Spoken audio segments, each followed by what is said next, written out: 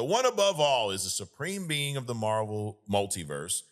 The one above all is the creator of all life, all realities, all dimensions, and all cosmic entities. The Fantastic Four, they go to heaven, Adrian. The Thing dies in battle. Mhm. So Reed, Sue, and Human Torch, they refuse to accept that Ben died. They won't do this for Uncle Ben, but this Uncle Ben, they Right. will.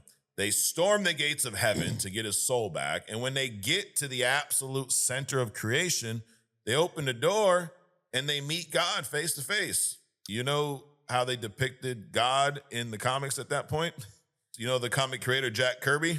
Yeah. Well, it was him sitting at a drafting table, sketching out the Marvel Universe with a pencil. He looked exactly like Jack Kirby, and he casually erases the terrible battle damage on Mr. Fantastic's face with an eraser, and then he redraws the Thing and brings him back to life and sends the family home. Now, the one above all, occasionally he will step in to actually comfort some street level heroes, believe it or not. When Aunt May was on her deathbed back in 2007, Peter Parker is shattered, as you can imagine. In the sensational Spider-Man number 40, a mysterious glowing homeless man approaches Peter. It's actually the one above all, taking a human form. He doesn't fight Peter, he doesn't preach to him, doesn't ask him for 10% of his money. He just walks with him on the beach. He shows Peter a vision of the thousands of people whose lives Spider-Man has saved over the years. The one above all tells Peter that death is a natural part of the cycle and that Peter's immense pain is just a testament to his immense love. So he's helping him cope with this death here. It was a grounding moment to show that the ultimate creator of everything, in Marvel at least, actually cares for his creations. In the comics, they introduced a dimension called the Below Place, ruled by a hateful entity known as the One Below All, okay? The One Below All seeks to destroy the multiverse and reduce everything to a dark, empty silence. Hulk journeys to the bottom of reality. He wants to confront and kill the One Below All. But when he gets there, Adrian, the truth is revealed. Guess what?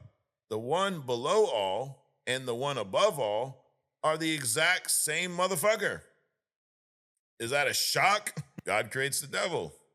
Or is God the devil as well? Listen, I've always thought that the devil as a creation was designed not to usher people to hell, but to push people toward God. The one above all explained it because, Hulk's like, the fuck is this shit, dude? That in order to build a universe, you need a creator and a destroyer. The one above all is the right hand that creates and builds and loves, and then the one below all is the left hand that smashes and destroys to make room for the new.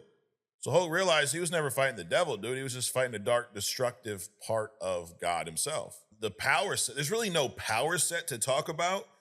There isn't.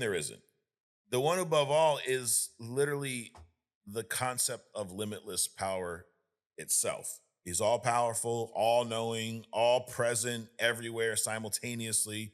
He can unmake the multiverse with a thought and rebuild it in the next fucking second if he wanted to. Right. Characters with reality warping powers, characters using the Infinity Gauntlet, using the fucking heart of the universe cannot affect the one above all. You can't manipulate reality against the entity that actively authors reality. The big takeaway is the God character and the devil character in Marvel Comics is the same motherfucker.